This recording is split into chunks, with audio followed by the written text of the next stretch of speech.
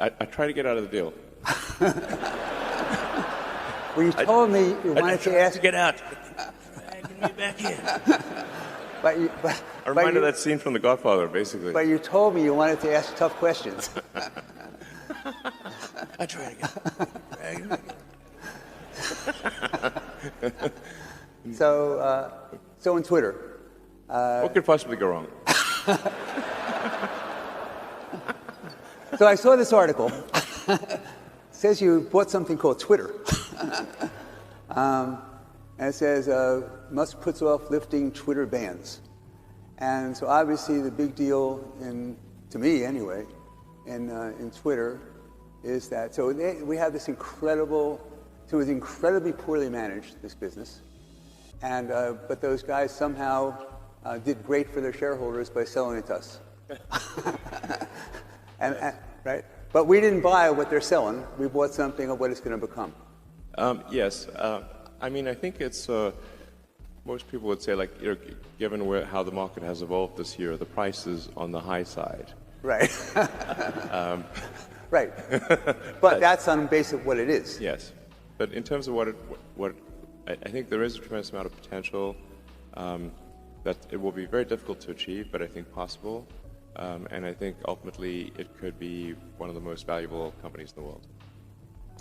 So when we think about this, in order for that to happen, so I met you, and it took me a few years, and then I believe in you and your heart, right? Your heart. And so, I think you were skeptical. At our first meeting, you were a bit skeptical.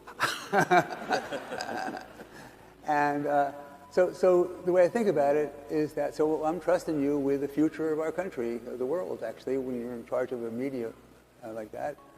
And so what I think about is, how do you prevent, being Jewish, how do you prevent this anti-Semitism? Or if I were black, how do you prevent all of the... So how do you prevent the use of the N-word? And when I think about TikTok, and they're able, with just looking at pictures, to tell what you're going to do. You move your left arm, you move your right arm, other pictures you like. So that's what they do with their software, and they're great, their algorithm. How can we not have an amazing algorithm? Because we know more about them to do with TikTok, and we ought to know what interests people have.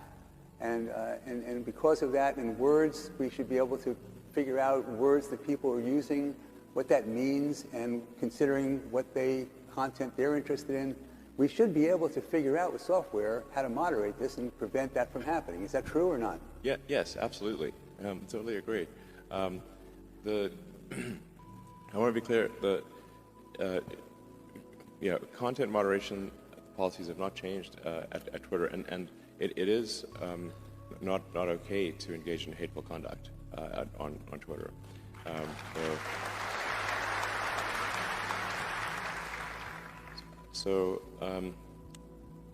We have had actually oddly targeted attacks where temporarily people have been able to put some hate speech on Twitter, but then it's been taken down immediately. Now, part of what I'm trying to achieve with this sort of enabling everyone to be payment verified with Twitter Blue is to try to get as many people payment verified as possible. It's only $8 a month, although for some people that were complaining about that, and these are people who pay more than that for their latte. I'm going to be one of your Twitter Blue customers. Thank you.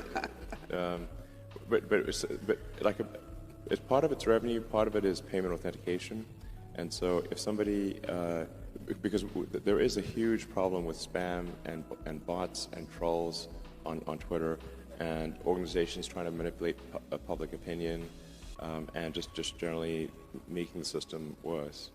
And I think that there is an answer to that, which is to get as many regular users of Twitter to be a subscriber for $8 a month. And you'll get a lot more than just the blue check mark for $8 a month, because now we can afford long-form video, long audio, podcasts, and we can also start sharing revenue with content creators, which is essential. Give them a chance to make money. Yeah, absolutely. Just I mean, right now, if you're on Twitter, you'll see a lot of links posted to YouTube and TikTok, and that's because, at least until now, Twitter has not even given them enough video length to post their video, and then they give the content creators no means of monetizing the video. So we're going to change that rapidly at Twitter. It's going to be transformative. But if we can get enough verified users, and we're going to prioritize Twitter search, replies, mentions by verified users first, and yeah, this is very. And that's what calls amplified. Yes. If you're payment verified with a blue check mark, then you're prioritized, and so this is the point of this is to make crime not to pay, because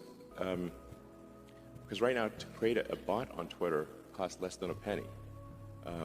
So the cost of crime is so cheap, and that's part of why crime and hateful conduct pays. But if somebody risks losing even $8, it's too expensive to now have 100,000 fake accounts, because they have to spend $800,000 a month,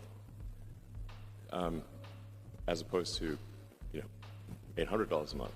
So, and then we also, since we're using payment authentication, we're piggybacking on the authentication system of the payment system, and we're also piggybacking off of Apple's authentication system, which is another layer of security. So the net effect will be, over time, that the verified users will pretty much always be at the top of comments and search, and you won't really see. You'll have to scroll far to see the unverified users, which will be the bots and trolls and whatnot. And this is sort of analogous to Google search. Like, if you go to page 8 of Google search, there will be a ton of scams and stuff. Call it page 8, page 9, something like that. But the thing is that Google search results are so good for page 1 that you never go to page 8. Or it's rare. And like the old joke is like, so if something we don't want to see, it gets pushed way down. Yeah, basically the bad stuff gets pushed way down, and then crime stops paying, and then they stop trying to do all these things. And we can recruit them as engineers to program for us, crime guys. Yeah. So I mean, the joke is like, what's the best place to hide a dead body? Would be the second page of Google search results.